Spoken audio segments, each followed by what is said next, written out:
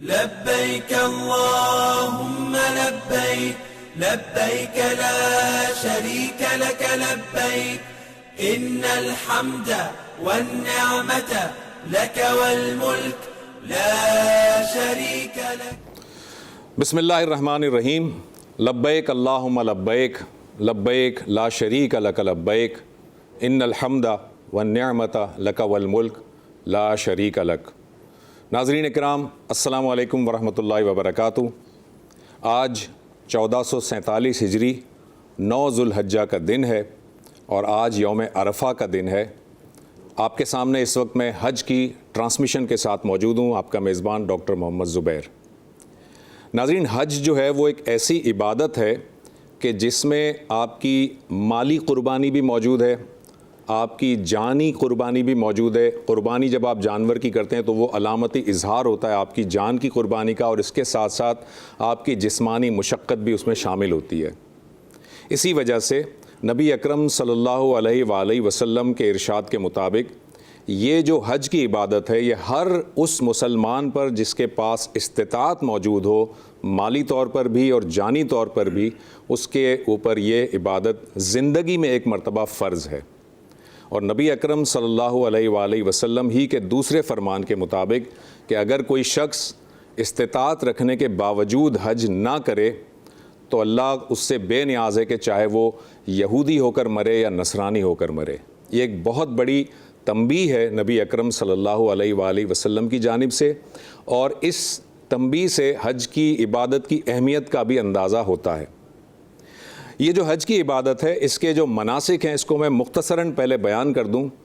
کل 8 ذوالحجہ کا دن تھا اور کل کے دن تمام عازمین حج نے احرام باندھا، اور احرام باندھ کر اپنے ہوٹل سے یا اپنے جہاں بھی گھر سے مقامی جہاں پر وہ رہتے تھے وہاں سے وہ نکلے اور منی کی جانب وہ روانہ ہوئے. اور کل کی جو رات ہے وہ عازمین حج نے منی کے خیموں میں گزاری.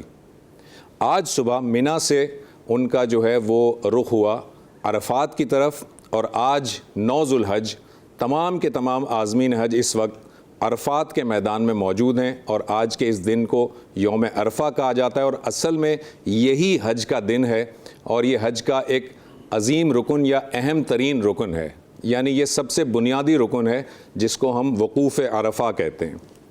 تو آج سارے حجاج کرام عرفات کے میدان میں موجود ہیں، اللہ تعالیٰ کے آگے گڑ گڑا رہے ہیں، سربہ سجود ہیں، عبادات کر رہے ہیں، نمازیں پڑھ رہے ہیں، قرآن کی تلاوت ہو رہی ہے، ذکر و اذکار ہو رہا ہے، اور اللہ تعالیٰ سے مناجات کر رہے ہیں.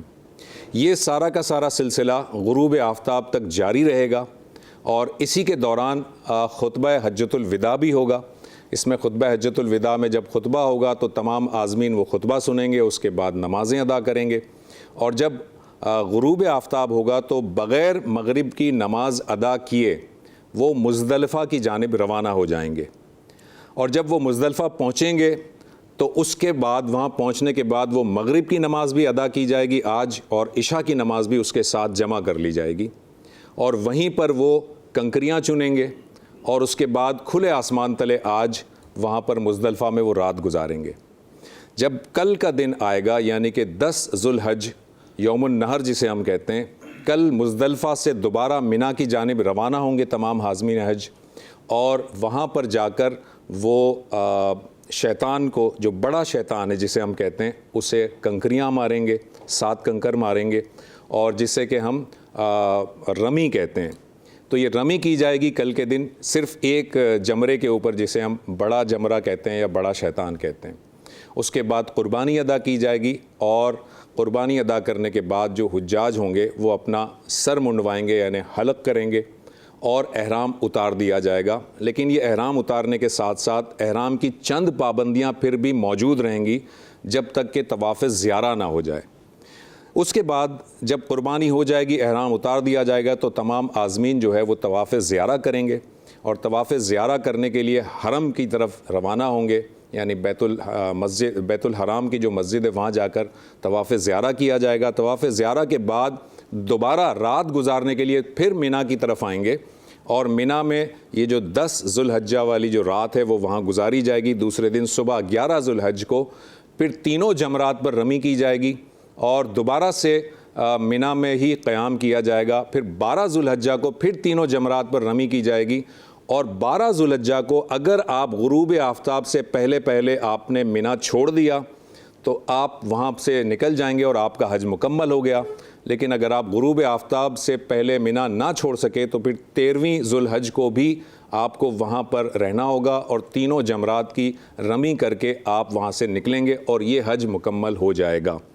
ये मैंने मनासिक आपके सामने मुख्तसरन बयान की है। इन्हीं की तफसीलात अब हम अपने उलमा कराम से पूछेंगे भी। मेरे साथ इस वक्त दाईं जानिब पर तशरीफ़ रखते हैं जनाब मुफ्ती नवीद अब्बास साहब। नवीद साहब आपका बहुत शुक्रिया, आप प्रोग्राम में तशरीफ़ लाए। उनके साथ तशरीफ़ रखते हैं मुफ्ती शहरियार दाऊद साहब। सर आपका भी बहुत शुक्रिया।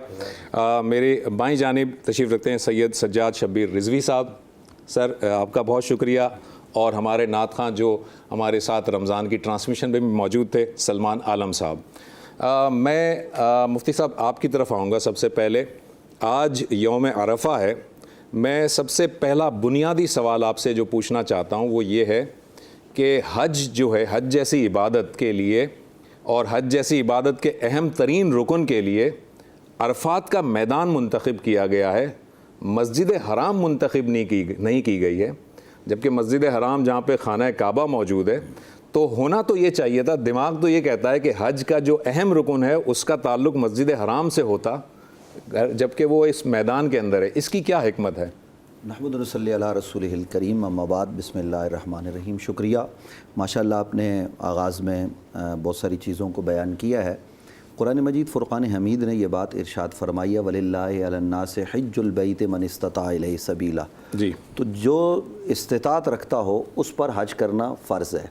यानी जो ज़ादे राह उसके पास हो, घर में पीछे अखराजात हो और फिर जिस्मानी तौर पर भी वो जाने के काबिल हो, बिल्कुल ठीक, तो उस पर हज करना फ़र्ज़ होगा। फिर इसकी और भी बहुत सारी शराइत हैं। ख़वातीन जो है वो किस तरीके से जाएंगी, उनके साथ महरम होगा। तो ये तो बुनियादी चीज़ है। अब जो आपने सवाल किया उसकी तरफ हम आते हैं। तो मैं अर्ज़ करूँ कि बुनियादी तौर पर कुछ यादगारें होती हैं और वो ये हज क्या है? बुनियादी तौर पर इबादत तो अल्लाह की है। हमने लब्बैक अल्लाहुम्मा लब्बैक की सदाएं वहाँ बुलंद करनी है और बुलंद हो रही हैं। लेकिन ये ज़रा देखिए तो ये अल्लाह ने अपने बंदों की यादगारें छोड़ी हैं। बिल्कुल सही। कहीं जनाब हज़रत जी कहीं जनाब सैयदना हज़रत आदम अलैहिस्सलाम अपनी एलिया जनाब सैयदा हज़रत हवा से मुलाकात कर रहे हैं जी। तो ये सिलसिले हैं। फिर उसके अलावा आप देखिए कि जनाब सैयदना हज़रत इब्राहीम अलैहिस्सलाम वो जहाँ पर उनकी एलिया मोहतरमा चक्कर लगाती हैं तो वहाँ चक्कर लगाना सुबह क़यामत तक हम सब के लिए जो है ना वो ज़रूरी हो गया है। जहाँ वो तेज़ चली वहाँ तेज़ चलना है, जहाँ वो आहिस्ता चली वहाँ आहिस्ता चलना है। हालांकि उन्होंने तो चक्कर लगाए थे पानी के लिए कि बच्चे के लिए पानी मौजूद नहीं है, और जब वो 7 चक्कर लगा के पहुंची तो बच्चे की एड़ियों में पानी मौजूद था, जमजम मौजूद था। अब तो पानी की कोई हाजत नहीं है वहाँ, अब तो पानी वाफर मिकदार में मौजूद है। तो फिर ये चक्कर क्यों लगाए जा रहे हैं? ये चक्कर बुनियादी तौर पर यादगारें हैं। तो इसी तरीके से ये मकाम यहाँ अल्लाह की खास रहमत नाजिल होती है। ठीक, याद रखिए कुछ मकामात ऐसे होते हैं और कुछ दिन ऐसे होते हैं। इस दिन का भी इंतखाब अल्लाह ने किया, रसूलुल्लाह ने किया है, और इस तरीके से उस जगह का इंतखाब हुआ कि वहाँ रहमत इलाही उस दिन सबसे ज़्यादा होती है। अब आप देखिए ना वहाँ जाके शैतान को पत्थर मारे जाते हैं जी। अगर देखा जाए, एतराज़ करने वाले एतराज़ करते हैं, वो तो खुद आपने सीमेंट की एक जो है ना वो बनाया हुआ है, सुतून है जी, जी, जी। तो वहाँ शैतान तो नहीं है मतलब ज़ाहिरन, लेकिन वो अमल जनाब सैयदना हज़रत इब्राहीम अलैहिस्सलाम ने सर अंजाम दिया। तो अल्लाह के नबी का अमल, अल्लाह के नबी की एलिया जो नबिया नहीं है बल्कि वो वलिया हैं, नबी की वालिदा भी हैं, तो उनका अमल ये यादगार बना दिया गया सुबह क़यामत तक के लिए। अब कुर्बानी है, आप उसको ज़रा देख लीजिए। कुरान मजीद फ़ुरक़ान हमीद ने उन जानवरों की अज़मत को बयान किया है जो निशान ज़दा हो जाएं, फिर उनके साथ मामलात दूसरे हैं। आम जानवरों की तरह आप उनके साथ मामला नहीं कर सकते, वो इज्जत वाले, वो शर्फ वाले, बल्कि वो अल्लाह के शिआर में से हो जाते हैं। तो इतनी अजमतें ये क्यों हैं? हालांकि कुर्बानी तो जनाब इब्राहीम अलैहिस्सलाम ने अपने बेटे को लिटाया था ना। कुरान मजीद फ़ुरक़ान हमीद ने जो कहा कि फलम्मा बलगा माउसा क़ाल या बुनय्या इन्नी अरा फ़िल मनाम अन्नी अज़बहुका फ़ंज़ुर माज़ा तरा क़ाल या अबति फ़अल मा तुमर सतजिदुनी इंशाअल्लाह मिनस साबिरीन। वो मामला तो हो गया कि उसकी जगह पर जन्नत से जो है ना वो आ گیا, مینڈا ذبح ہو گیا, لیکن اب اس یادگار کو ہم نے صبح قیامت تک قائم رکھنا ہے. وہاں پہ بھی قربانی ہوتی ہے اور روئے زمین پر ہر جگہ جہاں مسلمان بستے ہیں وہ قربانی کرتے ہیں. تو زبیر بھائی گزارش یہ ہے کہ ان جگہوں پر جب بندہ جاتا ہے نا تو اللہ کی رحمت زیادہ وہاں پر نازل ہو رہی ہوتی ہے. اور یہی وجہ ہے کہ حج کیا ہے, اس کا جو زاد راہ ہے وہ کیا ہے, آپ کے پاس زاد راہ پیسوں کی صورت میں, کھانے پینے کی صورت میں ہونا چاہیے, لیکن رب نے کیا کہا, وہ تقوی ہے. اور آپ ایک لباس میں یعنی کفن میں گویا آپ ہیں, وہ آخرت کی یاد دلاتا ہے. اور وہ مقام دیکھیے ذرا کھلا ہے, تو وہاں آپ کو ایک کیفیت لگتی ہے کہ جیسے ہم یہاں جمع ہیں نا, کل میدان معاشر میں بھی ہم نے رب کے حضور جمع ہونا ہے اور جمع ہو کر جواب دینا ہے. جی میں شہریار صاحب آپ کی طرف آؤں گا. ماشاءاللہ آج آپ نے جو رنگ کا انتخاب کیا ہے اپنے لباس میں, تو جو حجاج کرام ہیں ان سے آپ نے یکجہتی کا اظہار بھی کیا ہے اس سے. تو مجھے ذرا یہ بتائیے گا شہریار صاحب کہ یہ جو رکن اعظم ہے یہ تو آج کا دن ہے, یوم عرفہ, یعنی جس نے اگر عرفات کے اندر وقوف نہیں کیا اس کا تو حج ہی نہیں ہوا.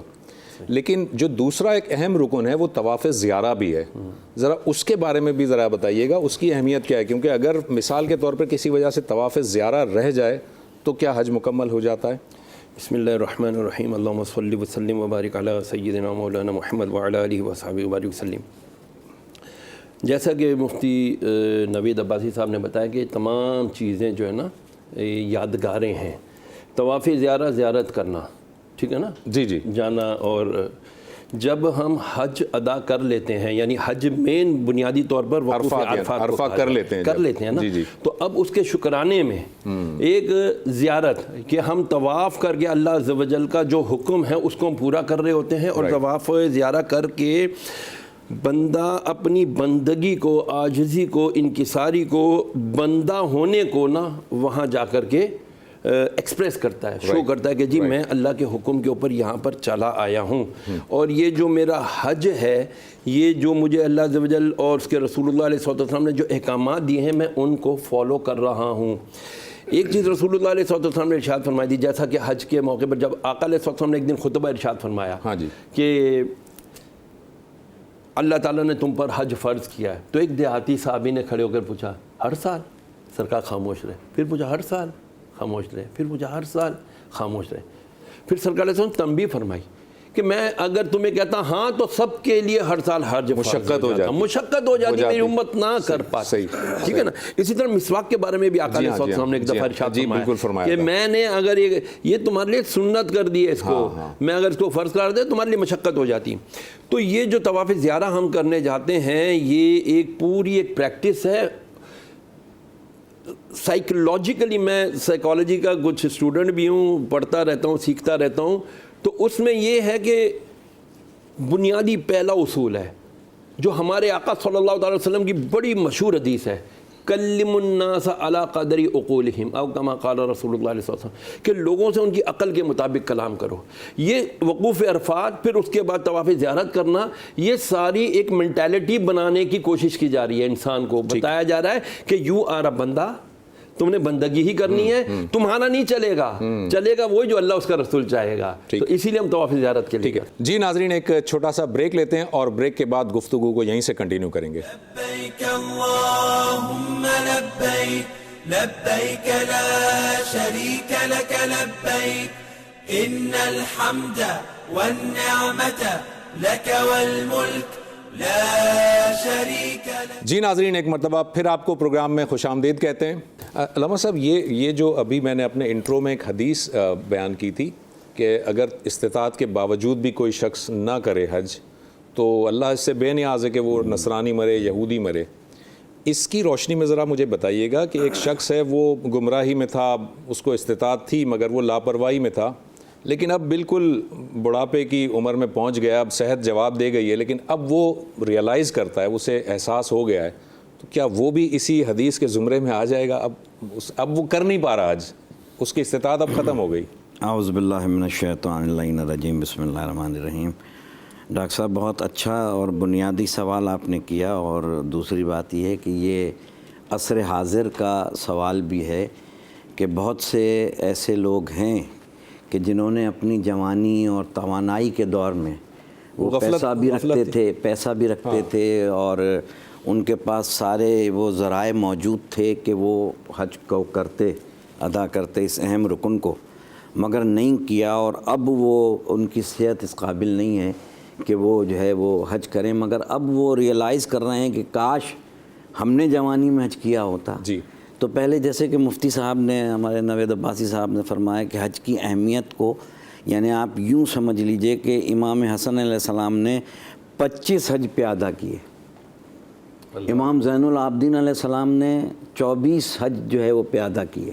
ٹھیک، یعنی ہم جیسے ہی جیسے ہسٹری کو پڑھتے جاتے ہیں تو حج کی اہمیت کا اندازہ اس سے ہوتا ہے کہ ان شخصیات نے حج کر کے ہمیں حج کی اہمیت کو یعنی اجاگر کیا ہے۔ اور دوسرے یہ کہ جیسے کہ کئی حوالوں سے یہ حدیث موجود ہے کہ اگر کوئی رکھتے ہوئے اپنا اس کے پاس مال بھی ہے، پیسہ بھی ہے، اور وہ حج نہیں کر رہا، تو مجھے اس سے غرض نہیں ہے کہ اس کو مجوسی کے قبرستان میں دفن کر دو یا یہودیوں کے قبرستان میں دفن کر دو۔ یعنی حج کی اتنی اہمیت ہے، اس کی وجہ کیا ہے؟ بیسیکلی آج کے مسلمان کو حج کے مفہوم سے لا علمی ہے۔ حج ایک امہ کی ایک ایسی یونٹی ہے کہ جہاں اللہ رنگ، نسل، قبیلہ، بالکل صحیح، ان تمام چیزوں کو ختم کر کے، جتنا سے بڑا بادشاہ ہو، کوئی وزیر ہو، کوئی امیر ہو، دنیا میں اس کا لائف سٹائل کسی بھی انداز کا ہو، مگر اسے ایک ہی لباس زیب تن کرنا ہے، اور زبان پہ یہی الفاظ ہونے، اللہ میں تیرے دربار میں ہوں، وہی ترانہ، وہی جیسے تلبیہ مجھے، چاہے وہ حبشی ہو، چاہے وہ جو کسی علاقے کا رہنے والا ہو، ٹھیک ہے نا، چاہے وہ عراق کا ہو، چاہے پاکستان کا ہو، کہاں کا ہو۔ تو حج کا بیسیکلی جو فلسفہ ہے وہ ہے امہ کی یونٹی، اور دوسرے وہی مفتی صاحب کی بات کو انڈورس کر رہا ہوں کہ شعار اللہ کی نشانیوں کو یاد کرنا۔ سب سے اہم چیز جو ہے وہ ہے اللہ کی نشانیوں کو یاد کرنا۔ بالکل صحیح، صفا مروہ پہ چکر لگانے ہیں، مگر چکر ایسے نہیں لگانے کہ جیسے کہ بس آپ دوڑے چلے جائیں، نہیں، اس کے قواعد و ضوابط، جی بالکل، جو آداب بتائے گئے ہیں، ٹھیک ہے نا، کیوں کہا صاحب ایک نبی کی یادگار ہے، بالکل، اور صفا مروہ کو اللہ نے کہا یہ شعار اللہ ہے قرآن میں، اللہ کی نشانیاں، یعنی اللہ کی نشانیاں اتنی عظیم ہیں کہ آج تک اگر ہم اس کو پورا نہ کریں۔ اب ایک شخص وہ جو آتے ہیں آپ کے بنیادی سوال کی طرف، ایک شخص وہ جو طاقت رکھتا تھا اس وقت، مگر غفلت میں، لاپرواہی میں اس نے حج نہیں کیا، اور اب وہ چاہ رہا ہے کہ وہ جو ہے وہ اب کر نہیں سکتا، بیمار ہے، تو اللہ غفور الرحیم ہے، مگر اگر وہ یہ شخص اپنے دل میں یہ طے کر لے کہ مجھ سے بہت بڑی خطا ہوئی، مجھ سے بہت بڑی غلطی ہو گئی، ٹھیک ہے نا، تو ہمارے فقہ جعفریہ میں تو ایک چیز یہ ہے کہ مرنے کے بعد بھی اس کا حج بدل کروا سکتے ہیں۔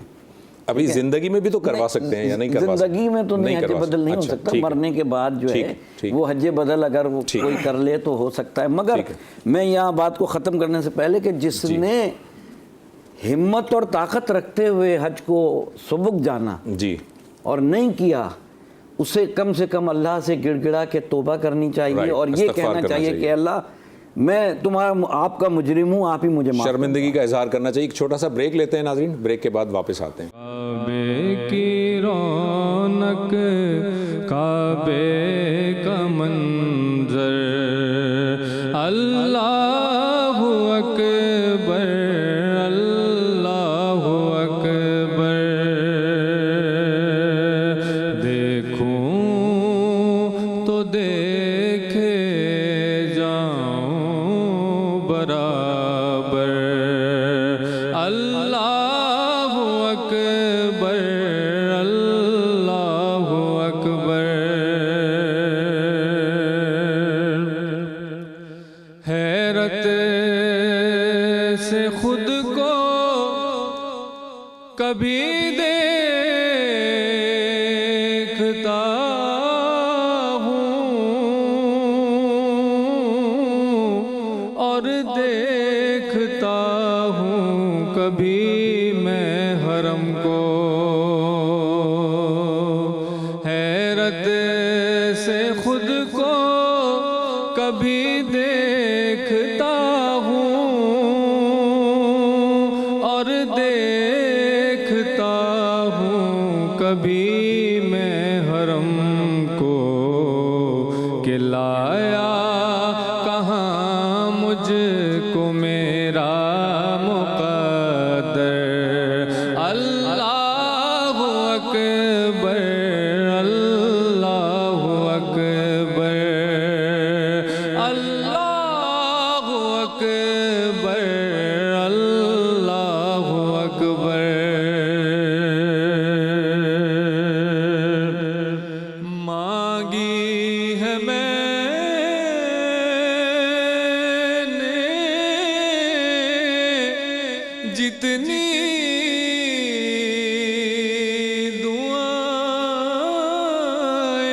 دعائیں منظور ہوں گی مقبول ہوں گی میزاب رحمت ہے میرے سر پر اللہ اکبر اللہ اکبر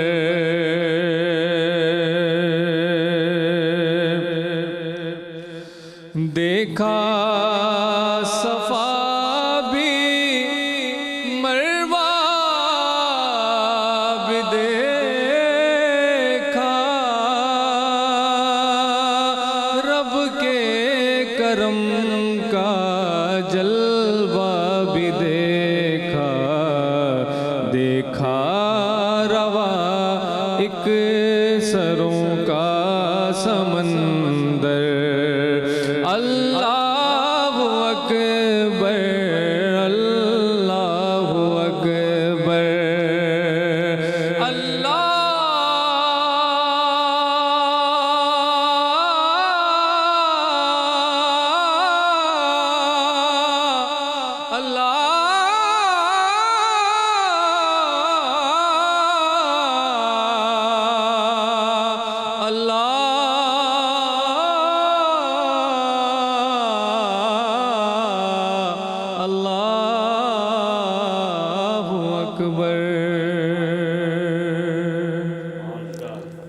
اللہ اکبر. آپ کو اللہ تعالیٰ اور برکت دے, آپ کی آواز میں برکت دے. آپ نے ایسا سما باندھا کہ اس وقت ہم لوگ عرفات کے میدان میں پہنچے ہوئے تھے خیالی طور پر. مفتی صاحب, یہ ابھی ہم گفتگو کر رہے تھے بریک پہ جانے سے پہلے حج کے مناسک کے حوالے سے. ابتدا میں نے اپنے انٹروڈکشن میں مناسک کی ایک ترتیب مختصراً بیان کر دی تھی, لیکن یہ ہے کہ اس ترتیب میں اگر کوئی شخص کچھ آگے پیچھے ترتیب ہو جائے تو کیا دم واجب ہو جائے گا اس پر, یا اس کے لیے جو ہے وہ گنجائش موجود ہے؟ جی, اس سب پہ بھی میں آتا ہوں. آپ نے جو خوبصورت گفتگو کی ماشاءاللہ دیگر حضرات نے, دونوں شخصیات نے بھی کلام کیا, تو جہاں آپ نے وعید سنائی ہے, حضرت صاحب نے بھی وعید سنائی کہ جو حج نہیں کرتا, جی تو وہاں حج کرنے والوں کے لیے خوشخبری بھی ہے. کریم آقا صلی اللہ علیہ وآلہ وصحبہ وبارک وسلم آپ نے ارشاد فرمایا کہ جس آدمی نے حج کیا اور حج کا جو ضابطہ ہے اس کو پورا کر لیا, یعنی تقویٰ بھی اس کا ہو گیا, وہ گناہوں سے ایسے پاک ہو گیا جیسے وہ ابھی پیدا ہوا ہے. سبحان اللہ. اور یہ حج بنیادی طور پر دیکھیے قلبی طہارت کا نام ہے. ابھی حضرت امام حسن مجتبیٰ کی بات ہو رہی تھی, 25 حج 18 حج جو مرضی کر لیجئے, انہوں نے کیے پیدل. وہ جا کے کرتے کیا تھے؟ اللہ, وہ لوگ جن کے حوالے سے گناہ کا تصور نہیں کیا جا سکتا, بے شک, وہم و گمان میں ان کے حوالے سے گناہ کی بات نہیں آ سکتی, آئے تو ہمارا ایمان ضائع ہو جائے.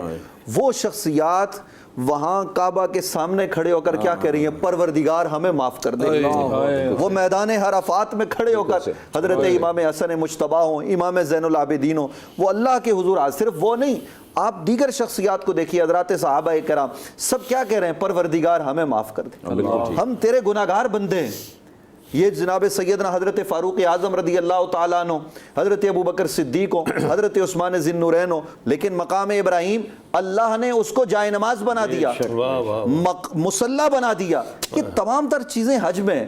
اور حج میں دیکھیے جہاں کسی سے حج نہیں ہو سکا, آخری عمر میں جو آپ نے سوال کیا, وہاں تو وہ توبہ کرے نا اگر استطاعت باقی نہیں رہی, اور استطاعت ہے تو وہ ہمارے یہاں حج بدل بھی کروا سکتا ہے اپنی زندگی میں بھی. لیکن اس کے ساتھ ساتھ میں یہ بھی عرض کروں کہ جناب حج جو ہے وہ اللہ نے فرض کیا ہے، فرض کر کے ہمیں گناہوں سے خلاصی کا یہ موقع عطا کیا ہے کہ من کل فج عمیق. حضرت ابراہیم علیہ السلام کیا کہہ رہے ہیں؟ کائنات کے ہر طرف سے وہ آئیں، اونٹنیوں پر بیٹھ کر آئیں، چل کر آئیں، دبلی. اور آج ہم کس طرح کے جو ہے نا وہ اس پر بیٹھ کے جاتے ہوائی جہازوں پر، اور دنیا میں سواریاں وہ تیز چلتی ہیں جو تھوڑا دبلی ہوتی ہیں. بالکل ٹھیک ہے. تو اس لیے جو ہے نا وہ گاڑی بھی لمبی بنائی جاتی ہے.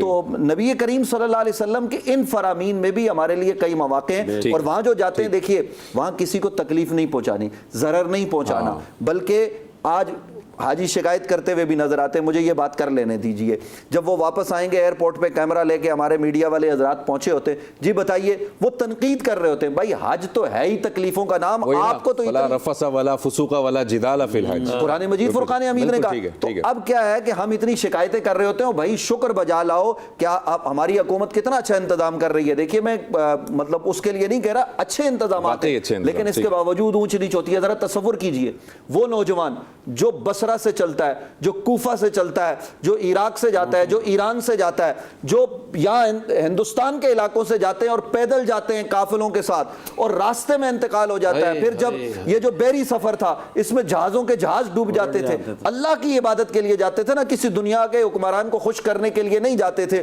اور وہاں وہ کھلے آسمانوں کے نیچے لیٹ رہے ہیں. یہ وجہ کیا ہے؟ وجہ صرف اللہ کو راضی کرنا ہے اور دنیا کو یہ دکھانا ہے کہ ہم مسلمان متحد و منظم ہیں. ہمارے یہاں کسی گالے کو، کسی گورے پر، کسی عربی کو اجمی پر اس باب میں کفر کے مقابلے میں کوئی فضیلت نہیں ہے. یعنی کفر کے مقابلے میں ہم ایک ہے. جی شرائر صاحب آپ کی طرف آؤں گا، ذرا یہ اس کو بھی واضح کر دیجیے گا. یہ درست آپ نے فرمایا مفتی صاحب نے کہ جس نے حج کو اپنے پورے خشوع و خضوع کے ساتھ اور اپنے تمام کے تمام آداب کو ملحوظ رکھتے ہوئے ادا کیا، اس کے تمام گناہ معاف ہو جائیں گے.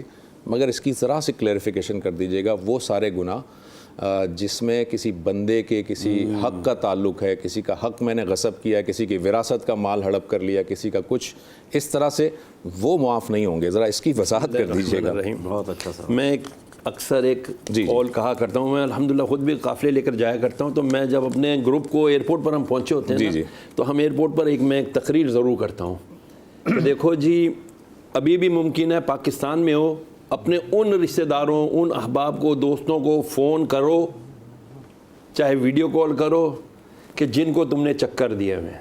ٹھیک. کیونکہ یہاں لوگوں کو دیے ہوئے چکر کعبے کے گرد چکر لگانے سے ختم نہیں ہوں گے. ٹھیک ہے، بالکل صحیح. ٹھیک ہے نا. جو حقوق، جو گناہ کبیرہ ہیں، جو حقوق ہم نے، جو اللہ اس کے رسول نے قرآن و حدیث سے ثابت شدہ، جیسے وراثت کے حقوق، بندوں سے جن کا تعلق، بندوں سے جن کا حقوق و لباس جو ہے، اگر وہ حقوق غصب کیے ہوئے ہیں تو وہ تو آپ کو معاف کروانے ہی پڑیں گے، جن کا کہ آپ نے حق غصب کیا ہوا ہے. اگر یہ نہیں ہوا، عام یہی کہا جاتا ہے کہ جی وقوف عرفہ جو ہے وہ حقوق اللہ معاف ہونے کا ہے، اور وقوف مزدلفہ جو ہے حقوق العباد معاف کرنے کا دن کہلاتا ہے. لیکن حقوق اللہ اور حقوق اللہ اپنا مرضی سے چاہے تو اپنے حقوق معاف فرما دے، لیکن اللہ تعالیٰ جب تک بندوں کے حقوق نہیں معاف کریں گے، اللہ تعالیٰ بھی بندوں کے حقوق. ٹھیک ہے، بہت شکریہ. ایک چھوٹا سا وقفہ لیتے ہیں ناظرین، وقفے کے بعد دوبارہ کنٹینیو کریں گے اور اس گفتگو کو جاری کریں گے. لبیک اللہم لبیک لبیک لا شریک لک لبیک ان الحمد والنعمت لک والملک لا شریک لک. جی ویلکم بیک ناظرین. ہم گفتگو کر رہے تھے، حج کے مناسک کے حوالے سے بات ہو رہی تھی. علامہ صاحب آپ کی طرف آؤں گا. پچھلے جو 2 سوالات ہیں اگر اس میں کوئی آپ ایڈ کرنا چاہیں تو وہ بھی کیجیے گا، مگر مجھے یہ بتائیے گا کہ یہ جو مناسک ہے عام طور پر ہوتا یہ ہے کہ مناسک میں غلطی ہو جاتی ہے، کوتاہی ہو جاتی ہے. ظاہر ہے سارے لوگ اتنا زیادہ ان کو معلوم نہیں ہوتا، بہت سارے ہمارے لوگ ایسے ہوتے ہیں جو پڑھے لکھے بھی نہیں ہوتے، تو ہر وقت ایک شائبہ سا لگا رہتا ہے کہ کہیں میں نے یہ کیا، اس پہ دم تو واجب نہیں ہو جائے گا، اس پہ تو دم نہیں ہو جائے گا. تو ذرا تھوڑا سا وضاحت کر دیجیے گا کہ کیا ایسی چیزیں ہیں جن کے اندر یہ دم کا ہوگا، اور کون سی ایسی چیزیں جن پر اس طرح کی کوئی چیز نہیں ہے. ڈاکٹر صاحب بڑا بیسک سوال ہے، اور جس طریقے سے بڑی خوبصورت گفتگو کی ہمارے دونوں معزز ہمارے برادران نے. پہلی بات اس کو کر دوں کہ جیسے کہ تواتر سے یہ حدیث ملتی ہے کہ جس نے حج کے تمام ارکان جو ہے وہ کر لیے اور تو وہ ایسا ہو جاتا ہے جیسے ایک پیدا شدہ بچہ. بالکل ٹھیک ہے. یعنی اس کے گناہ جو ہے وہ معاف ہو جاتے ہیں. اب یہاں تشریح طلب ایک چیز ہے، جیسا کہ مفتی صاحب نے بھی اشارہ کیا، عباسی صاحب نے بھی اشارہ کیا، کہ اللہ کے جو گناہ ہیں جو اللہ اور بندے کے درمیان، اللہ اور بندے کے درمیان میں، ٹھیک ہے نا، وہ تو معاف ہو سکتے ہیں، مگر حقوق العباد جو ہے وہ انسان کے اس وقت تک نہیں معاف ہو سکتے جب تک وہ ان سے معافی نہ مانگ لے جن کے حق کو اس نے غضب کیا ہے. مقصد جیسے یتیم کا مال کھا لیا، آج ہمارے کامن چیزیں بتا دوں کیونکہ آج حج کا موسم ہے، تو جیسے ہم نے یتیم کا مال کھا لیا، وراثت میں ہم نے بہن کو حصہ نہیں دیا، بیوہ بہن کا حصہ کھا لیا، ٹھیک ہے نا، ہم سائے کے حقوق ادا نہیں کیے، ہم نے مسلمان بھائی کے حقوق ادا نہیں کیے. تو اس حدیث میں وہ گناہ جس کا تعلق ڈائریکٹ اللہ سے نہ کہ بندوں سے. اب آ جاتے ہیں وہ غلطیاں. دیکھیں ڈاکٹر صاحب، ایک اجتماعی عبادت ہوتی ہے، ایک وہ نماز جو آپ نے فرادہ پڑھ لی، اور ایک جو آپ نے جماعت کے ساتھ پڑھ لی. تو جماعت کا ثواب کئی گنا ہوتا ہے. تو حج جو ہے وہ ایک اجتماعی عبادت ہے، اور اجتماعی عبادت اللہ نے بنائی اس لیے، اس حج کا مفہوم اور جو اگر اس کو ہم سوچیں کہ حج کا مقصد ہے کیا، تو یہ صرف اور صرف دنیا کو ایک امت مسلمہ کی ایک ایسی یونٹی دکھانی ہے اللہ کو.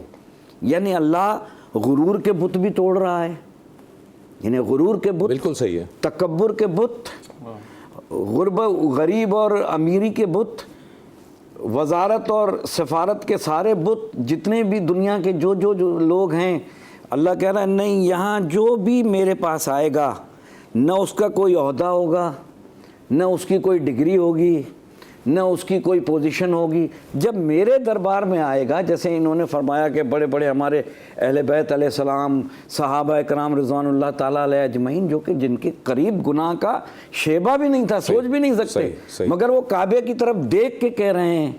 مجھے یہاں چھٹے امام جعفر صادق علیہ السلام کی حدیث یاد آ رہی ہے کہ معصوم فرماتے ہیں کہ پہلی نظر جو کعبے پہ پڑ جائے اور زبان سے جو دعا نکلے گی وہ ضرور قبول ہوتی ہے. بالکل صحیح ہے. تو اسی طریقے سے اگر وہ غلطی جس کا احساس آپ کو ہو جائے، یعنی آپ ریئلائز کر لیں کہ یہ غلطی مجھ سے ایک بلینڈر مسٹیک کہہ دوں جسے، بہت بڑی غلطی ہوئی ہے، تو اس کا تو آپ کو وہ کرنا پڑے گا. مگر اگر ایک نادانستگی میں کچھ ہو گیا اور پتہ نہیں چلا، اور یعنی جیسے حج سے پہلے کلاسز ہوتی ہیں، بتایا جاتا ہے کہ بھائی کھجلانا بھی منع ہے، جو ایک تربیتی پروگرام، اس کے باوجود اگر ایسی کوئی غلطی جسے میں نے ریئلائز ہی نہیں کیا، میری سمجھ میں نہیں آیا، مجھ سے ہو گئی، تو خدا معاف کرے گا. مگر اگر جس غلطی کا احساس ہو گیا تو اس کے لیے تو اللہ نے قانون بنا. ٹھیک، میں اس پہ آؤں گا مفتی صاحب کہ ایک یہ ہے کہ ہم سنتے ہیں حج کے مختلف اقسام ہیں، قران ہے، افراد ہے اور تمتع ہے، اور عام طور پہ جو پاکستان سے جو افراد جاتے ہیں وہ تمتع حج ہی کرتے ہیں، اور تمتع حج میں جو ہے وہ آپ ایک ہی سفر میں عمرے کو اور حج کو ملا دیتے ہیں، دو الگ الگ احرام والی حالات میں، اور اسی وجہ سے قربانی کرنی ہوتی ہے، یا قربانی حج کا اہم رکن ہے؟ دیکھیے اس سلسلے میں ایک تو جو آپ نے پہلا سوال کیا تھا وہ میں ان کی نعت کے بعد کیفیت ایسی بنی کہ ہاں واقعی تو حج کے ارکان ہیں، حج میں کچھ چیزیں لازم ہیں، کچھ چیزیں واجب ہیں، تو اگر حج کا کوئی اہم رکن رہ گیا تو حج ہی نہیں ہوگا سرے سے. بالکل صحیح ہے. اور اگر واجبات حج میں سے کوئی واجب جو ہے نا وہ رہ گیا یا اس میں کمی پیشی ہو گئی تو اس پر دم ہوتا ہے. ٹھیک ہے. تو یہ جو ہے نا وہ پھر اس کی بہت ساری مثالیں بھی دی جا سکتی ہیں. تو اس حوالے سے جو ہمارے یہاں پاکستان سے حاجی جاتے ہیں یا پوری دنیا سے حاجی جاتے ہیں ان کو اس حوالے سے خاص خیال کرنا چاہیے. جیسے خوشبو لگانا منع ہے، اب خوشبو لگا دی تو اس پر دم ہوگا، یا کنکریاں نہیں ماری ان پر جو ہے نا وہ دم ہوگا. تو یہ اس طرح کی اور بھی بہت سارے طواف زیارہ ہے، تو اس حوالے سے ان پر وہ طواف زیارہ جو وہاں سے باہر سے لوگ گئے ہوئے ان کے حوالے سے اگر وہ انہوں نے چھوڑ دیا تو ارکان چھوڑنا کسی نے چھوڑ دیا تو اس کا تو حج ہی نہیں ہوگا. اچھا جی مفتی صاحب، ایک چیز اور ہے کہ وہاں پر انتظامی معاملات میں ایسا ہوتا ہے کہ بہت سارے افراد جو ہے وہ خود سے اپنی قربانی جو ہے وہ نہیں کر سکتے. وہ ظاہر اتنا رش ہوتا ہے اور بڑے معاملات ہوتے ہیں, تو زیادہ تر جو لوگ ہیں نا وہ بینک میں پیسے دے دیتے ہیں اور بینک آپ کو ٹائم وغیرہ بتا دیتا ہے کہ اس تاریخ پہ ٹوکن نمبر مل جاتا ہے کہ اتنے بجے آپ کی قربانی ہو جائے گی, اور پھر آپ اسی وقت کا تعین کرتے ہوئے اپنا جو ہے احرام بھی اتار دیتے ہیں اور بال بھی منڈوا لیتے ہیں. تو اگر اس میں تھوڑی بہت کچھ گھنٹے 1.5 گھنٹے کا فرق پڑ جائے تو اس میں تو کوئی مسئلہ نہیں ہے. نہیں جی, اس میں کوئی مسئلہ نہیں ہے. یعنی حلق اس وقت کرائے گا, احرام اس وقت کھولے گا جب اس کو پکا یقین ہو جائے گا. نارملی جب ہم حج پر جاتے ہیں تو وہاں پر آپ کو اپنے جو معلم ہیں یا آپ کا گروپ لیڈر ہے وہ آپ کو بتا دیتے ہیں بھئی آپ کا ٹوکن نمبر قربانی کا یہ ہے, اور آپ انتظار کیجئے گا, آپ کے اس نمبر پر آپ کو SMS آئے گا یا آپ کو واٹس ایپ پر میسج آئے گا. جب آپ کو میسج آ جاتا ہے تو آپ اس میسج کو دیکھ کے اب آپ کی ذمہ داری ختم, آپ کو کر لینا چاہیے. لیکن ہمارے ہاں ہم نے یہ اپنے اوپر لازم کیا ہوا تھا, ہم پھر بھی فون کرتے تھے اپنے گروپ لیڈر کو, اور جس میں وہ اپنا مندوب بھیجا ہوتا تھا مزید تسلی کرنے کے لیے کہ ہاں بھی قربانی واجب ہمارا ادا ہو گیا. ادا ہونے کے بعد احرام حلق اتارتے تھے, اس کے بعد ہم احرام کھول دیتے تھے. یہ کرنا احتیاط لازم ہے کیونکہ اتنی بڑی تعداد میں وہ ہے, اس میں آپ ذرا سی بھی غفلت کریں گے تو آپ پر دم واجب آ جائے گا. بالکل ٹھیک ہے. اچھا, میں اس پہ بھی آؤں گا علامہ صاحب کہ یہ جو ہم حج کی عبادت کرتے ہیں اس میں وہاں پر ہم دیکھتے ہیں کہ عرفہ کے میدان میں, جیسے آج لوگ وہاں پر عرفات کے میدان میں جمع ہیں, لوگوں کا ایک تو یہ ہوتا ہے کہ ایک کنسیپٹ بنا ہوا ہے کہ جی وہاں پر جو جبل رحمت ہے, وہاں جو میدان میں جو پہاڑی ہے جبل رحمت غالباً اس کو ہم کہتے ہیں, تو جبل رحمت ہی پر وہاں پر جانا ضروری ہے یا وہاں پر بیٹھنا ضروری ہے, یا وہاں پر جو مسجد نمرہ ہے غالباً مسجد نمرہ ہی میں جا کر نماز ادا کرنی ضروری ہے. یہ ایسا تو نہیں ہے نا, آپ جہاں پر جس خیمے میں موجود ہیں آپ وہاں پر بھی عبادت کر سکتے ہیں اور باجماعت نماز گروپ میں بھی پڑھ سکتے ہیں. یہ چیزیں ہیں یا لازمی ہے کہ وہیں پہ جائیں گے؟ ڈاکٹر صاحب پہلے میں آپ سے گزارش کروں کہ جیسے کہ مفتی نوید عباسی صاحب نے فرمایا تھا, وہ اس کی بات کی کہ واجبات جو ہوتے ہیں حج میں, واجبات میں سے اگر کوئی چیز ترک کر دی آپ نے جی تو پھر حج تو ہونا ہی نہیں ہونا ہے. مستحبات میں سے اگر کوئی آپ کی غلطی ہوتی ہے تو پھر وہ قابل گرفت ہے. بالکل. اچھا, اللہ نے ایک بڑا انتظام کیا ہے ڈاکٹر صاحب, سننے والے ہمارے, کہ اگر آپ حج اسود کو بوسہ نہیں دے سکتے تو اپنا ہاتھ جو ہے حجر اسود کی طرف دکھا کر اور اپنے ہاتھ کو بوسہ لے لیں, کیونکہ اللہ نیتوں کو دیکھتا ہے. بالکل ٹھیک ہے. ٹھیک ہے نا, اللہ جو ہمیں بلا رہا ہے وہاں اتنی بڑی عظمت دی ہے, اب اتنے ہزاروں آدمیوں میں حجر اسود تک پہنچنا تقریباً میرے خیال میں تقریباً ناممکن ہو جاتا ہے. تو اب اسی طریقے سے جیسے آج کے دن ہر آدمی کی یہ خواہش ضرور ہے, دیکھیں خواہش دل میں ضرور ہوتی ہے کہ چاہے وہ طواف کعبہ کر رہا ہے تو کعبے کی کو بھی تھامے, ٹھیک ہے نا, بالکل صحیح. مگر اب وہاں تک پہنچنا مشکل ہے. اب عرفات کے میدان میں لوگ چاہتے ہیں کہ مسجد نمرہ میں جا کے نماز ادا کریں یا جبل رحمت پہ ضروری جا کے بیٹھیں, ان کی خواہش تو ضرور ہوتی ہے, مگر اتنے ازدحام میں یہ مفتی شہریار صاحب تو ہر سال جاتے رہتے ہیں اور قافلوں کو بھی لے جاتے رہتے ہیں, ہم دیکھتے رہتے ہیں کہ پہنچنا ناممکن ہے سب کا. تو اپنے خیمے میں ہی اگر اس نیت سے نماز ادا کر دی جائے تو وہ بالکل اس کی نماز بالکل صحیح ہوگی, اور جبل رحمت تک نہیں پہنچ سکتا, وہاں نہیں بیٹھ سکتا, وہیں بیٹھا رہے تو وہ عبادت میں کاؤنٹ ہوگا. دراصل جیسے میں نے پہلے عرض کیا تھا نا ڈاکٹر صاحب, اس کا میرا مطمع نظر یہی ہے کہ اجتماعی عبادت میں جو ہے نا وہ چیزیں یہ دیکھی جاتی ہیں کہ ہم اللہ کے قریب کتنے ہوئے. یعنی حج کا ایک فلسفہ کچھ بھی لے لیں, مگر حج کا بیسک فلسفہ یہ ہے کہ آپ عرفات کے میدان کو لے لیں, قربانی کو لے لیں, رمی کو لے لیں, طواف کو لے لیں, یہ جتنے میجر سبجیکٹس ہیں اس سب کو لے لیں, اس کا نتیجہ یہ نکلتا ہے کہ حج کرنے کے بعد آپ کے کردار میں اوصاف میں تبدیلی کتنی آئی, آپ نے اللہ سے کیا حاصل کیا.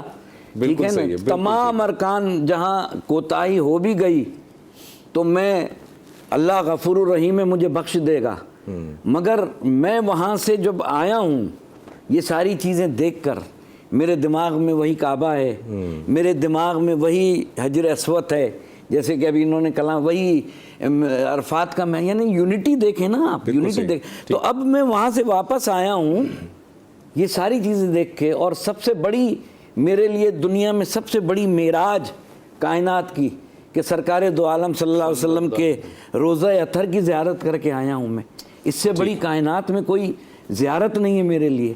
اب میرے کردار میں اور اوصاف میں آپ کے توسط سے تمام امہ سے یہ سوال کر رہا ہوں کہ بیسک آج ہمارے تمام کا بیٹھنے کا سبب ہی یہی ہے کہ ہم حج تو کر لیں گے, ارکان بھی ادا کر لیں گے, میجر سبجیکٹس کو بھی سمجھ لیں گے, ساری چیزیں کر لیں گے, لیکن اس کا آؤٹ پٹ کیا, آنے کے بعد مجھے آؤٹ پٹ کیا ملے. رائٹ, ٹھیک, بالکل صحیح ہے. آپ کے کردار میں اگر تبدیلی نہیں آئی تو پھر کیا ہو سکتا ہے. اچھا, میں مفتی صاحب یہ ذرا کچھ پریکٹیکل نوعیت کے کچھ سوالات ہیں. اسپیشلی ایک سوال جو ہمارے ناظرین کی طرف سے عام طور پر پوچھا جاتا ہے, اس سال ایسا نہیں ہوا, اس سال پاکستان میں 9 ذو الحج بھی وہی ہے جو سعودی عربیہ میں ہے, لیکن عام طور پر ہم ایک دن پیچھے ہوتے ہیں. یعنی جب سعودیہ میں 9 ذو الحج ہوتے ہیں تو پاکستان میں عام طور پر 8 ذو الحج کا دن ہوتا ہے. تو لوگ جو ہے وہ 9 ذو الحجہ کو, جو مقامی لوگ ہوتے ہیں وہ کہتے ہیں وہ یوم عرفہ کے دن روزہ رکھنا چاہیے. اب یوم عرفہ کا اعتبار سعودیہ کے حساب سے ہوتا ہے یا آپ کی مقامی تاریخ کے حساب سے ہوتا ہے؟ اس دفعہ تو ایسا نہیں ہوا, لیکن ویسے عام طور اس دفعہ نہیں ہوا, یہ حادثاتی طور پر ہو گیا یا اتفاقی طور پر ہو گیا. قرآن مجید فرقان حمید نے کہا تلک الایام نداولها بین الناس, ہم لوگوں کے درمیان دنوں کو پھیرتے ہیں. اور جہاں جس حساب سے چاند کا معاملہ ہے آپ اس تاریخ کے اعتبار سے دیکھیں گے.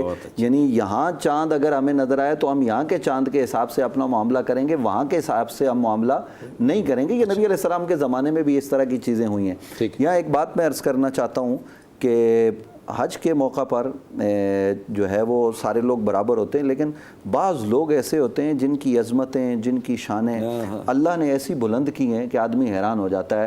عبد الملک بن مروان کا زمانہ ہے اور وہ حکمران ہے, اور وہ کعبۃ اللہ میں حج کرنے کے لیے آیا ہوا, اور اس کے ساتھ قافلے ہیں جناب وہ لوگ, لیکن جب وہ آیا تو لوگ اس کو آگے نہیں بڑھنے دے رہے حجر اسود کو بوسہ دینے کے لیے. اور ظاہر ہے کہ جیسے ابھی بتایا گیا کہ وہاں رش ہوتا ہے اور ہمیں خیال کرنا چاہیے, استعلام کر لینا چاہیے دور سے.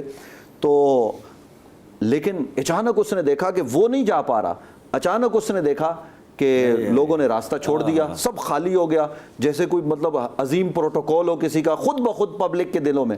تو ایک شخصیت آئی, انہوں نے جو ہے نا وہ اس کا بوسہ لیا, واپس پلٹے, تو لوگ پھر اسی طرح جو ہے نا وہ کہنے لگے یہ کون ہے, حالانکہ وہ جانتا تھا. تو ایک شاعر پاس تھا, اس نے پھر اس کو جواب دیا کہ یہ کون ہے, یہ نبی کے نواسے کا بیٹا زین العابدین ہے. تو بعض لوگ ایسے ہوتے ہیں کہ جن کی عظمت اللہ دلوں میں بٹھا دیتا ہے, اور امام زین العابدین جھکے جھکے جا رہے ہیں. تو یہ حج کرنے کے بعد اکڑنا, جیسے ابھی حضرت کہہ رہے تھے, یہ نہیں چاہیے, بلکہ عاجزی اور انکساری چاہیے. رسول اللہ جب مکہ میں داخل ہوئے تھے نا فتح مکہ کے موقع پر, تو صحابہ کرام رضوان اللہ تعالیٰ علیہم اجمعین میں سے بعض صحابہ نے یہ نعرے لگائے کہ آج بدلہ لینے کا دن ہے. تو حضور نے فرمایا نہیں, آج رحم کا دن ہے. تو حضور کا معاملہ کیا تھا ذرا آپ دیکھیے, آپ نے اپنے ساتھ کسی بڑی شخصیت, سارے لوگ بڑے ہیں, حضور کے صحابہ, حضور کے اہل بیت سب بڑے ہیں, لیکن آپ نے اس موقع پر کسی آزاد جو مکہ کے حوالے سے تھا نا لوگوں کے ذہن میں کہ جناب یہ سردار ہے, یہ بڑے خاندان کا ہے, حضور نے اسامہ بن زید کو اپنے ساتھ بٹھایا ہوا تھا, اور حضور کی گردن جھکی جا رہی تھی اور اللہ کے سامنے. تو اس لیے یہ حج کر کے یا یہ کر کے آدمی فخر میں مبتلا نہ ہو میں نے بہت بڑا کام کر لیا, بلکہ اس پر بھی عاجزی اور انکساری اختیار کرے کہ اے پروردگار تو نے موقع دیا تو میں حاضر ہوا. اور ساتھ میں یہ عرض کر دوں, حج کرتے ہیں لوگ, واپس آ جاتے ہیں, تو نبی کریم صلی اللہ علیہ وسلم سے یہ پھر وفا نہیں ہوگی کہ اگر آپ حج کر کے واپس پلٹ آئیں. وہ اعلیٰ حضرت نے کہا نا, آؤ شہنشاہ کا روزہ دیکھو, کعبہ تو دیکھ چکے, کعبے کا کعبہ دیکھو. حضور علیہ السلام کے ساتھ وفا کرنی اور وہاں جا کے صلاۃ والسلام پڑھنا, سبحان اللہ. جی میں ابھی اس پہ آ رہا ہوں. جی میں شہریار صاحب اب آپ کے پاس یہی سوال لے کر آیا ہوں جس کا انہوں نے اشارہ دیا کہ ظاہر ہے کہ جب ہم حج پہ جاتے ہیں, تمام عازمین حج اور عمرے پہ بھی جاتے ہیں جب, تو ویسے تو عمرہ اور حج ان دونوں کا تعلق مسجد حرام ہی کے یا اس کے گرد و نواح سے ہے, لیکن ظاہر ہے ایسا ہو ہی نہیں سکتا کہ ایک مسلمان حج یا عمرے کے لیے جائے اور وہ مدینہ کی زیارت نہ کرے. تو اس مدینہ کی زیارت کے حوالے سے بھی کچھ بنیادی سوالات میں آپ کے سامنے رکھوں گا. سب سے پہلے یہ کہ آداب زیارت کیا ہیں, مدینہ میں جانے کے آداب ذرا اگر آپ مختصراً بیان کر سکیں. آداب مدینہ کے پوچھتے ہیں. اعلیٰ حضرت سورہ حجرات کی روشنی میں اگر آپ چلیں، میں ذرا ہنٹ کر دیتا ہوں. اعلیٰ حضرت فرماتے ہیں بھینی سہانی صبحوں میں ٹھنڈک جگر کی ہے، کلیاں کھلی دلوں کی ہوا یہ کدھر کی ہے. ہاں ہاں راہ مدینہ ہے، غافل ذرا تو جاگ، او پاؤں رکھنے والے یہ جا چشم و سر کی ہے. مدینے میں جب جانا ہے تو عاجزی کے ساتھ جانا ہے، سر جھکا کے درود و سلام پڑھتے ہوئے، اپنے گناہوں کو مد نظر رکھتے ہوئے. وہ جو آیت مبارکہ ہے کہ وَإِذْ ظَلَمُوا والی آیت ہے نا کہ اور جب تم اپنی جانوں پر ظلم کر بیٹھو، وَلَوْ أَنَّهُمْ ظَلَمُوا، یہ والی آیت اگر آپ پڑھتے ہیں تو کہ جب تم اپنی جانوں پر ظلم کر بیٹھو، مفہوم عرض کر رہا ہوں ترجمے کا، تو اے محبوب علیہ السلام یہ تمہاری بارگاہ میں حاضر ہو جائیں. بالکل ٹھیک اور ہے. جب یہ تمہاری بارگاہ میں حاضر ہو جائیں اور استغفار کریں اور تم بھی ان کے سفارش کرو تو اپنے رب کو بڑا غفور الرحیم پائیں گے. تو سرکار کے مدینے کے آداب میں تو یہ ہے کہ بالکل ادب کے ساتھ، جیسے سورہ حجرات میں کہ وہاں پر آواز اپنی پست رکھو، آواز پست رکھنے کی بات ہے. جو اہم کام ہے وہ ہے ادب کے. 70,000 فرشتے صبح آتے ہیں، 70,000 فرشتے شام آتے ہیں. ایک مرتبہ ان کو لائف میں سرکار کے دربار میں سنہری جانیوں کے سامنے سلام پیش کرنے کی قرآن میں سورہ حجرات میں تو یہ اللہ تعالیٰ بیان کرتا ہے کہ تم آواز اپنی پست رکھو، ایسا نہ ہو کہ تمہارے اعمال ضائع ہو جائیں اور تمہیں اس کی خبر بھی نہ ہو. یعنی اتنا زیادہ بے خبری میں. ایک چھوٹا جی دونوں ایک بات کرنا چاہتے ہیں. آپ نے ایسے پیش ہونا ہے کہ یا رسول اللہ ہم حاضر ہو گئے، وہاں سلام عرض کریں اور حضور کی بارگاہ میں جیسا کہ وَلَوْ أَنَّهُمْ ظَلَمُوا والی آیت ہے اس کے مطابق فَاسْتَغْفِرُ اللَّهَ وَاسْتَغْفَرَ لَهُمُ الرَّسُولُ لَوَجَدُوا اللَّهَ تَوَّابًا رَحِيمًا. اور پھر اگر آواز بلند کی نا تو کیا ہوگا؟ تمہارے اعمال تباہ ہو جائیں گے، برباد ہو جائیں گے، تمہیں خبر بھی نہیں ہوگی. میں وہی کہہ رہا ہوں کہ آواز کے اندر پستی، بِالْقَوْلِ كَجَارِ بَعْضِكُمْ لِبَعْضٍ أَن تَحْبَطَ أَعْمَالُكُمْ وَأَنْتُمْ لَا تَشْعُرُونَ. آواز میں پستی ہونی چاہیے اور آواز میں اور آپ کے انکساری اور عاجزی ہونی چاہیے. ایک چھوٹا سا بریک لیتے ہیں، بریک کے بعد کنٹینیو کرتے ہیں. مدینے سے بلاوا رہا ہے، مدینے سے بلاوا رہا ہے. میرا دل مجھ سے پہلے جا رہا ہے، میرا دل مجھ سے پہلے جا رہا ہے. یہاں مرضی نہیں چلتی کسی کی، یہاں مرضی نہیں چلتی کسی کی. مدینے والا ہی بلوا رہا ہے، مدینے والا ہی بلوا رہا ہے.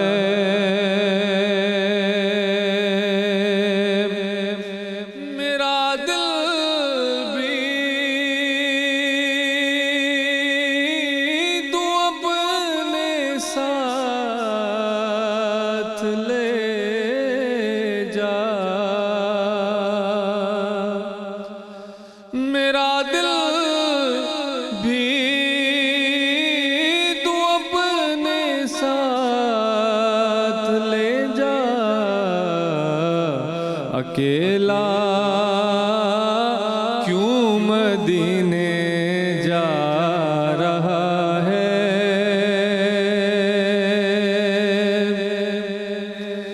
نواسوں کا وہ صدقہ بانٹتے ہیں، زمانہ ان کا صدقہ کھا رہا ہے.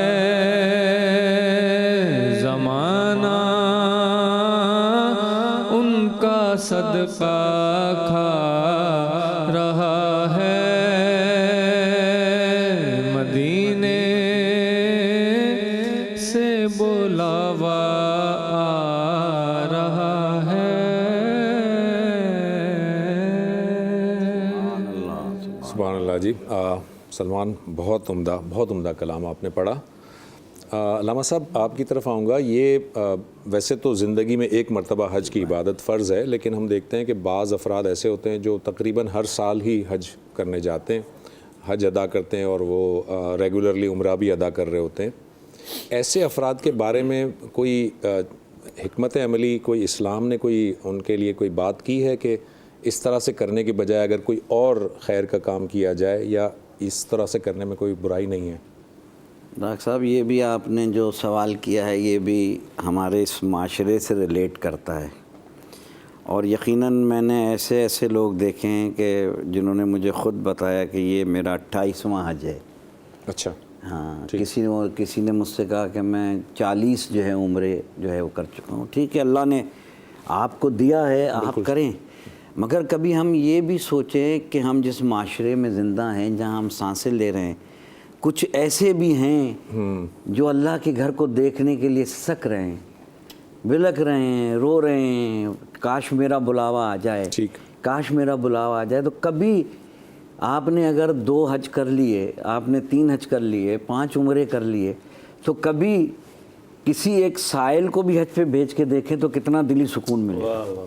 کبھی کسی سائل کو بھی عمرہ اپنے پیسوں سے کروائیں تو دیکھیں کہ آپ کے قلب کو کتنا سکون ملتا ہے۔ بالکل ٹھیک۔ صرف آپ نے تو عمل کر لیا، یعنی جو آپ پر لازم تھا، فرض آپ نے ادا کر لیا، آپ نے کر لیا، اور دوبارہ بھی کر لیا، چلیں 2 حج کر لیے، 3 حج کر لیے، مگر اب اس معاشرے میں جہاں انسان ایسے مڈل کلاس کے لوگ ہیں جو جن کو میں جانتا ہوں کہ جو مجھ سے ہمیشہ کہتے ہیں، کچھ تو ایسے ہوتے ہیں جو ہمیں علماء حضرات کو لے جاتے ہیں کارواں گائیڈ کے طور پہ، کچھ ہمارے کارواں علماء لے جاتے ہیں، وہ تو ٹھیک ہے، ایک مجبوری ہے کہ وہ جا رہے ہیں، مگر کچھ ایسے امیر لوگ میں نے دیکھے ہیں کہ وہ ہر سال جا رہے ہوتے ہیں۔ ان سے میں گزارش کروں گا کہ کبھی اس طرف توجہ دے دیں، اس طرف تو یہ یوں سمجھ لیجئے کہ حقوق العباد کا ایک بہت بڑا جو ہے نا کام ہے کہ کسی کو حج پہ بھیج دینا، کسی کو عمرہ کر لینا۔ میں دیکھتا ہوں کہ بڑی شان سے بتاتے ہیں کہ میں 50 دفعہ جو ہے کربلا معلیٰ کی زیارت کر لی۔ بھائی 50 دفعہ تو تم نے کر لی، تم نے 1 دفعہ زیارت کر لی، تمہیں ثواب مل گیا۔ اب اگر تمہیں طاقت رکھتے ہو تو کسی غریب نادار کو بھیج دو جو بیچارہ رو رہا ہے، مصلی پہ بیٹھ کے رو رہا ہے کہ کاش میں سرکار کا روزہ دیکھ لوں، کاش میں کعبے پہ میری۔ تو آج کے معاشرے کا المیہ ہے۔ میں آپ کی توسط سے ان عمرہ حضرات سے، امیر لوگوں سے کہوں گا کہ ہمارے معاشرے میں، جس معاشرے میں ہم پاکستان میں سانسیں لے رہے ہیں، ذرا اس طرف بھی توجہ دیں۔ بالکل ٹھیک ہے۔ میں ویسے اس سوال کے اس میں یہ جواب ابھی دیا، اس میں ذرا ناظرین کی کلیریفیکیشن کے لیے ایک بات کر دوں کہ گو کہ متعدد حج کرنا، عمرے کرنا، کربلا کی زیارت کرنا، یہ کوئی ناجائز کام نہیں کہا انہوں نے، علامہ صاحب نے اس کو ناجائز قرار نہیں دیا، نہ یہ ناجائز ہے، نہ یہ حرام ہے۔ آپ کو اللہ جتنی توفیق دے رہا ہے وہ کیجئے، لیکن تھوڑا سا اگر اس میں سے اپنے اس مال میں سے کسی کو حصہ اگر دے دیں گے، کوئی اور آپ کی طرف سے جا کے کر لے گا، اور اس کا بھی اگر حج یا عمرہ یا زیارتیں اگر ہو جائیں گی تو اللہ تعالیٰ یقین کیجئے بہت بڑا اجر اس کا عطا فرمائے گا۔ صرف اس کی ایک انکریجمنٹ کی بات ہو رہی تھی۔ ایک چھوٹا سا بریک لیتے ہیں اور بریک کے بعد گفتگو کو یہیں سے کنٹینیو کریں گے۔ لبیک اللہم لبیک لبیک لا شریک لک لبیک ان الحمد والنعمت لک والملک لا شریک لک۔ جی ناظرین، ایک مرتبہ پھر آپ کو پروگرام میں خوش آمدید کہتے ہیں۔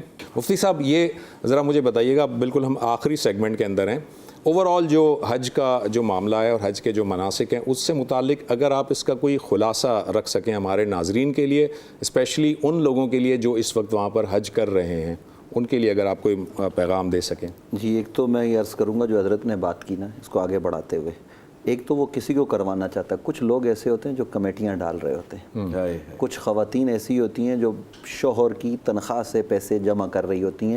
میں نے ایسی خواتین بھی دیکھی ہیں ڈیفینس کے بنگلوں میں برتن دھو کر وہ اپنے عمرے کے لیے پیسے جمع کر رہی ہوتی ہیں، وہ ان کے پاس نہیں ہو رہے ہوتے، تو وہ جو بنگلے والا ہے نا وہ ہر سال اگر عمرے پہ جا رہا ہے، خود بھی جائے کوئی بات نہیں، اللہ نے اس کو دیا ہے نا، ساتھ میں ان کو بھی لے جائے، اس کو شوہر سمیت لے جائے، کوئی طریقہ کرے کہ لوگوں کے اندر ایک شوق اور ایک تڑپ ہوتی ہے، تو اس تڑپ کے حساب سے لے جانا چاہیے۔ اور پھر غریب علاقوں میں مختلف جگہوں پر ہمارے مسجد کے ائمہ علماء ان کو کروائیں۔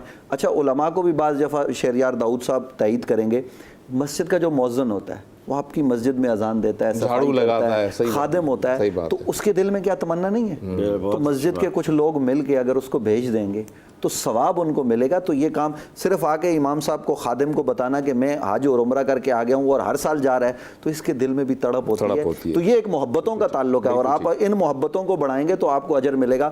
باقی رہ گیا حج، دیکھیے حج کرنے کے بعد اگر آپ آئے آپ بدلے نہیں تو حج کا کیا فائدہ؟ آپ حج کر کے آ گئے، حاجی صاحب ہو گئے، وہ کسی نے لطیفہ ہے کہ وہ اپنے دکاندار کے پاس گیا، اس نے پیسے جو ہے نا وہ اس کے دینے تھے، تو اس نے کہا وہ رجسٹر نکالنا، کہا حاجی صاحب میرے پیسے دیں گے، تو اس نے اپنے نام کے ساتھ محمد سلیم نام تھا، اس سے کہا پہلے حاجی محمد سلیم لکھ دو، پیسے میں نہیں دے رہا۔ تو بھائی یہ پیسے بھی دو، اس کے علاوہ آپ نے واپس آ کے اگر سودی کا کام کرنا ہے، آپ نے واپس آ کے 2 نمبری ہی کرنا ہے، تو پھر یہ کعبے کے چکر ہی ہیں، اس کے علاوہ آپ کا اجر و ثواب کچھ نہیں ہے۔ تو اپنے آپ کو بدلیں۔ نبی کریم صلی اللہ علیہ وسلم نے حضرت ام المومنین سیدہ عائشہ سے کہا کہ خواتین کا یہ جہاد ہے، یہ بھی حدیث ہے، صحیح حدیث ہے کہ چونکہ ظاہر عورتوں پر جہاد فرض نہیں ہے تو وہ یہ جہاد کریں۔ تو جب عورتوں کے لیے یہ جہاد ہے تو عورتیں جب وہاں جائیں تو وہ بھی اپنی زندگی میں انقلاب لے کے آئیں۔ حج اصل میں بنیادی طور پر جہاں ارادے کا نام ہے نا، وہاں ارادے کے ساتھ اپنے آپ کو بدلنے کا۔ حج سے پہلے اگر آپ گناہگار تھے تو اب آپ وہ گناہ چھوڑ دیں، آج کے بعد آپ نے کوئی ایسا عمل نہیں کرنا۔ اگر آپ نے ایسا حج کر لیا تو ہمارا حج جو ہے نا وہ حج مقبول کہلائے گا، وگرنہ ہم جو ہے نا وہ سوچیں، غور کریں کہ کعبے کے جو ہے نا وہ زیارت کر کے تو ہم آ گئے، حج تو کر کے آ گئے، اور پاکستان میں رشوت ویسے ہی لے رہے ہیں، 2 نمبری ہم ویسے ہی کر رہے ہیں، کمیشن ہم ویسے ہی کھا رہے ہیں، اور پھر ہم زیارتوں پہ بھی جا رہے ہیں، تو یہ معاملہ جو ہے نا وہ سمجھ سے بالا تر ہے۔ شہریار صاحب میں اس حوالے سے بھی ذرا جاننا چاہوں گا، آپ اس کو بھی کنکلوڈ کیجئے گا جو ابھی میں نے پوچھا، اور خاص کر کے اس حوالے سے کہ حج کے سفر میں تکلیفیں تو ہوتی ہیں، لیکن وہ ہے نا ولا رفث ولا فسوق ولا جدال فی الحج، اس کی روشنی میں حاجیوں کو اسپیشلی درگزر سے کام لینا چاہیے، بات بات پہ جھگڑنا اور یہ حج کو جو ہے وہ اس کے اندر جو ہے خرابی پیدا کرنے کا باعث بنتا ہے۔ تو اس حوالے سے چونکہ آپ لے کے جاتے ہیں لوگوں کو، آپ تربیت بھی کرتے ہیں، اس حوالے سے بھی بتا دیجیے گا۔ ایک تو میں آپ کو واقعہ عرض کروں گا کہ ہم حج کا قافلہ لے کر گئے، 7 بجے صبح بس نے آنا تھا، ہمیں لے جانا تھا مینا۔ اچھا مینا، ٹھیک ہے، ہمیں مینا لے جانے کے لیے بس نے آنا تھا، سب نیچے آ گئے، انتظار کر رہے ہیں، رش ہوتا ہے، بالکل گاڑی آنے میں دیر ہو گئی۔ تو مجھے میرے جو گروپ لائے ہوئے تھے مجھے ایز اے گائیڈ لے گئے تھے، کہتے ہیں شہریار صاحب ذرا تھوڑا سنبھالو، پبلک شور کرنا شروع ہو گئی تھی۔ تو وہ ایک صاحب ڈاکٹر صاحب سے کھڑے ہو گئے، میں نے فضیلت بتائی صبر کرنے کا، یہ فضیلت ہے اور یہ اجر یہ ہے، ہم حرم کعبہ میں ہیں، سامنے کعبہ ہے اور یہ ہم اس کے قریب ہوٹل کے تھے۔ او مولوی صاحب، ڈاکٹر صاحب کہہ رہے یہ بھاشن بازی بند کرو، اتنے لاکھ روپے دے کر آئے ہیں، بس کدھر ہے؟ 1 گھنٹے سے نیچے بٹھایا ہوا ہے اور یہ اور وہ۔ میں نے کہا ڈاکٹر صاحب تھوڑا صبر کریں، آتی ہے بس انشاءاللہ۔ ان کی بیگم صاحبہ بھی چپ کر آ رہی، ارے باتیں کرتے ہیں یہ لوگ۔ اوپر گئے، مجھے فون کر دینا بس آ جائے تو۔ اوپر گئے، وہ یہ ڈاکٹر صاحب وہ یہ عبرت والی بات ہے جناب۔ وہ اوپر گئے، تھوڑی دیر بعد ہی ان کو بیگم کو فون آیا، بیگم صاحب ہائے میرے خدا کیا ہو گیا، سب لوگ بھاگے، ہم بھی بھاگے۔ پتہ چلا واش روم میں گئے، پاؤں کسی وجہ سے سلپ ہوا، ٹانگ ٹوٹ گئی، ہچ بھی گیا، 3 مہینے وہاں ہسپتال میں رہ کے آ گئے۔ اسی لیے کہتے ہیں توبہ کرنی چاہیے۔ آپ وہاں پہنچ کر بھی اس طرح کی ناشکریاں کرو گے اپنے پیسے کے اوپر۔ تو دیکھیے ایک اور چھوٹا سا واقعہ کر دوں، پرانے زمانے کی بات ہے، لوگ ایک غلام اور ایک آقا حج کر کے واپس جا رہے تھے، راستے میں نمک ختم ہو گیا۔ آقا نے کہا غلام سے، جو واقعی آقا بنانے کے قابل تو وہ تھا، کہتا ہے جاؤ بقالے کے پاس، دکاندار کے پاس جاؤ، کہو ہم حاجی ہیں واپس آئے ہیں، نمک تھوڑا دے دو۔ نمک بقدر ضرورت اس نے دے دیا۔ وہ گیا جا کے کہتا کیا ہے غلام، کہتا ہے جناب میرا مالک میرا آقا حج سے واپس آیا, کچھ نمک دے دو. اس نے نمک دے دیا. خیر اگلی منزل پر پہنچے, پھر نمک ختم. کہا جاؤ کسی بقالے سے تھوڑا نمک لے آؤ. جا کر اب کیا کہتا ہے, کہتا ہے اے بقالے والے دکاندار, میں حج سے واپس آیا ہوں, کچھ نمک دے دے. اس نے نمک دے دیا. تیسرے مقام پر پہنچے, گھر ابھی نہیں آیا تھا, پھر نمک ختم ہو گیا. اس نے کہا غلام سے جا کے نمک لے کر آیا. غلام نے ہاتھ جوڑ دیے, کہا آقا پہلے تیرا حج بیچ کر آ کے نمک لیا تھا, تیرا حج بیچ کر نمک لیا, دوسرے مقام پر اپنا حج بیچ کر نمک لیا, اب کس کا حج بیچ کر آؤں. تو یہ ہمارے لیے عبرت کا مقام ہے کہ آج ہم لگا دیتے ہیں حج مبارک اور یہ اور وہ. حج کیا ہے اللہ کی عطا سے تو خدا کا شکر ادا کرنا چاہیے. اللہ تعالیٰ ہمارے حال پر رحم فرمائے. بہت شکریہ مفتی نوید عباسی صاحب, آپ کا بہت شکریہ, آپ تشریف لائے. مفتی شہریار داؤد صاحب آپ کا بہت شکریہ. سید سجاد جبیر رضوی صاحب آپ کا شکریہ. سلمان بہت بہت شکریہ, آپ نے بہت اچھے کلام سنائے. ناظرین, حج کی یہ ٹرانسمیشن ہمارے اختتام کو پہنچی. یہ جو حج کا پورا میں نے بتایا آپ کو, مناسک بتائے, اس کا جو لب لباب ہے نا یہ ہے کہ حج جو ہے اس کے اندر عاجزی, انکساری اور اللہ تعالیٰ سے لو لگانے کی یہ عبادت ہے. دوسری بات, اس کے اندر کسی لڑائی جھگڑے میں, کسی غصے میں آ کر کسی کے ساتھ بھی کوئی زیادتی کرنے کی, اگر آپ کے ساتھ کوئی زیادتی کر بھی رہا ہے نا تو آپ خاموشی کا اظہار کریں, آپ صبر سے کام لیں, کیونکہ یہ حج جو ہے اس کے آداب میں سے یہ چیز ہے. جب نبی صلی اللہ علیہ وسلم کے روضے پر جائیں تو اس بات کا خیال رکھیں کہ آنکھیں جھکی ہوئی ہوں, آپ کی آواز میں پستی ہو اور عاجزی ہو, کیونکہ اللہ تعالیٰ نے بہت واضح تنبیہ کی ہوئی ہے کہ اگر وہاں پر آپ کی آواز ذرا سی بھی بلند ہوئی, آپ کے اعمال جو ہے وہ ضائع ہو جائیں گے, جس کا آپ کو خبر بھی نہیں ہوگی. تو اللہ تعالیٰ سے دعا ہے کہ اللہ تعالیٰ جو بھی وہاں پر عازمین حج گئے ہوئے ہیں, اللہ تعالیٰ ان کے حج کو قبول فرمائے اور اس میں غلطیاں کوتاہیاں جو ہوں گی ان سے درگزر فرمائے. اور ہم آپ سے بھی درخواست کریں گے کہ حج کی اس ٹرانسمیشن میں ہم نے جو بھی آپ کے سامنے بیان کیا, جو بھی پیش کیا, اس میں جو بھی باتیں درست تھیں, اللہ تعالیٰ انہیں آپ کو بھی سمجھنے کی توفیق دے, ہمیں بھی سمجھنے کی توفیق دے, اور اگر کوئی غلطی ہم سے ہوئی ہے تو اس میں درگزر فرمائے. آپ بھی ہمارے لیے دعا کیجیے, اس پوری ٹرانسمیشن کی جو مینجمنٹ ہے اس کے لیے دعا کیجیے کہ انہوں نے آپ تک یہ ٹرانسمیشن پہنچائی. اور آپ کو عید کی پیشگی مبارکباد سما ٹیلی ویژن کی جانب سے. اپنے میزبان ڈاکٹر زبیر احمد کو اجازت دیجیے. اللہ حافظ. لبیک اللہم لبیک لبیک لا شریک لک لبیک ان الحمد والنعمت لک والملک لا شریک لک.